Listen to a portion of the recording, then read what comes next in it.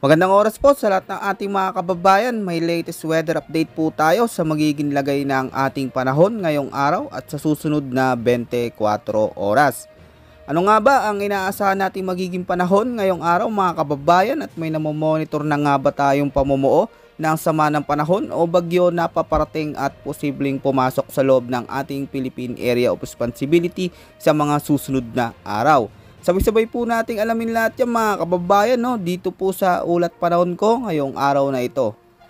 Sa kasalukuyan mga kababayan, patuloy pa rin nagdadala ng maulang panahon na may mga malalakas na pag-ulan sa ilang bahagi ng ating bansa. Lalo na po dito mga kababayan, no, sa silangang bahagi ng Southern Luzon. Dulot pa rin ng umiiral na sea line. At dahil nga sa mga pag-ulan na dala nito ay apektado po ngayon mga kababayan ang mga lugar, lalo na po dito sa bahagi ng Camarines Norte, Calabarzon, Aurora. Dito din mga kababayan, no, sa may Camarines Sur, Oriental Mindoro, kasama rin ang buong Metro Manila. Kaya asahan po ang mga lugar na ito mga kababayan ay makakaranas ng maulap hanggang sa madilim na kalangitan na may mga heavy to intense na mga pag-ulan, pagkulog at pagkidlat, lalo na pagsapit ng hapon at gabi.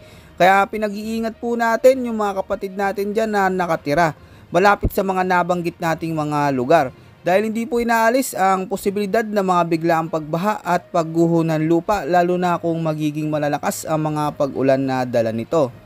Samantala, itong Northeast Monsoon naman mga kababayan ang malaking nakakaapekto ngayon. Dito po yan sa bahagi ng Cordillera Administrative Region, Cagayan Valley, kasama rin ang bahagi ng Ilocos Region at sa nalalabi pang bahagi ng Central Luzon. Kaya asahan po mga kababayan, no, ang mga lugar na ito ay magiging maulap ang kalangitan na sinasamahan ng mga bahagya hanggang sa malakas na mga pag-ulan. Posible po yan pagsapit ng hapon o gabi. Dahil dito ay posible din ang mga banta ng biglaang flash flood at landslides, lalo na kung magdudulot ito ng matitinding mga pag-ulan. Kaya sa mga kababayan natin dyan ay maging alerto po tayo at palagi po na mag-ingat. Dito naman sa bahagi ng Davao Region, Aksok Sargen at sa natitira pang bahagi ng ating bansa ay asahan po mga kababayan na makakaranas ng maulap na kalangitan na may mga kalat-kalat na pag-ulan, pagkulog at pagkidlat. Ang mga pagulan naman na ito mga kababayan ay dulot naman ng umiiral na easterlies. Dahil dito ay posible din ang mga banta ng pagbaha at pagguho ng lupa, lalo na kung magiging malalakas ang mga dala nitong pag-ulan. Kaya sa mga kapatid natin dyan ay doble ingat din po tayo. Samantala mga kababayan, dito marami po sa atin ang nagtataka at nagtatanong kung may bagyo ba. Sa kasalukuyan mga kababayan, makikita po natin sa ating weather forecast na meron po tayong namomonitor ngayon na sama ng panahon o LPA. Sa labas po yan ng ating Philippine Area of Responsibility at malapit po yan sa bahagi ng Palawan. At dahil dito ay apektado po ngayon ang buong bahagi ng Palawan. Kaya asahan po ang lugar na ito ay makakaranas ng maulang panahon na may mga malalakas hanggang sa matitinding mga pag-ulan.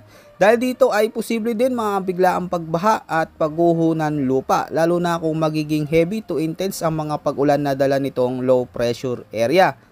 At kung sakali mga kababayan na lumakas ito at maging isang bagyo ito, ay tatawagin po ito ng Pag-asa bilang bagyong Auring.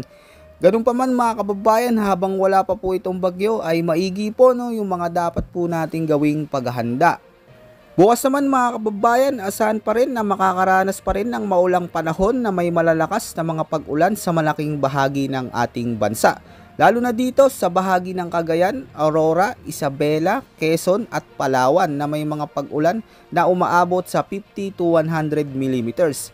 At muli po, no, maging handa po tayo at maging alerto palagi mga kababayan ko at patuloy po na mag-antabay sa mga susunod pa nating weather update. Yan po muna ang pinaka-latest update natin at ulat panahon ngayong araw mga kababayan ko. Ito po ang inyong weather forecast ng bansa. Maraming salamat po at ingat po sa ating lahat.